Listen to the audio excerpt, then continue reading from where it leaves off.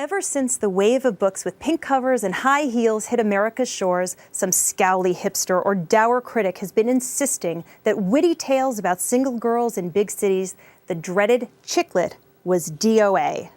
While the shelves might not be as crammed with stories of Sex and the City as they once were, the strong have survived. This summer offers great examples of the genre at its best, as well as darker fare. In These Girls by Sarah Pekkanen, 3 young women come to New York City. 2 of them are chasing magazine careers, one of them's running from demons back home. In Pekkanen's vividly detailed story, the ladies bond, struggle with secrets, nasty internet comments, and happy endings that may or may not involve Mr. Right. Stacey Bayless's Off the Menu has a classic chick-lit figure, the boss from hell, at its center. Alana Osterman will do anything for her charismatic superstar celebrity chef employer to the detriment of her personal life. But when she meets a hot southerner named RJ, the B word, balance, comes into play, as Bayless serves up the tale of the perils of a modern woman trying to have it all with wit and style. Alana's dog, for example, is described as, quote, being assembled by disgruntled committee.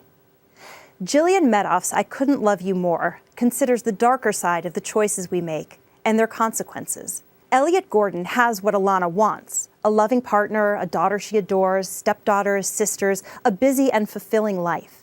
Then an old flame shows up, and when the kids are in the water, Elliot faces an unthinkable choice. I Couldn't Love You More might look like fluffy summer fun, and it is fun, witty, and big-hearted, but it's also a thoughtful examination of the choices we make and the devastating prices we pay. Speaking of choices and prices, what happens when the foundation of your life turns out to be a lie? College professor Patsy McLemore is driving drunk when she kills a mother and a young child. She's tried, convicted, does her time, and begins the slow process of making a life for herself, always in the shadow of the tragedy she's caused. Then, out of nowhere, a phone call reveals a different truth and turns Michelle Hunnivan's novel, Blame, into one of the most thought-provoking books I've read in years. What if the worst thing you've ever done turns out to be the thing that saves you? Finally, Leonard Pitts won the Pulitzer Prize for his columns for the Miami Herald. In his first novel, Free Man, he turns his considerable gifts toward the painful wake of the Civil War.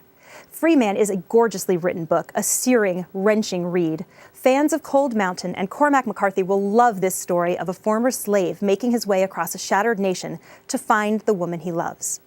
So whether you're looking for laughs and escape, or challenging tales of damaged people and a broken land, or just something to keep your mind off that sunburn, this summer's shelves offer something for every beach bag.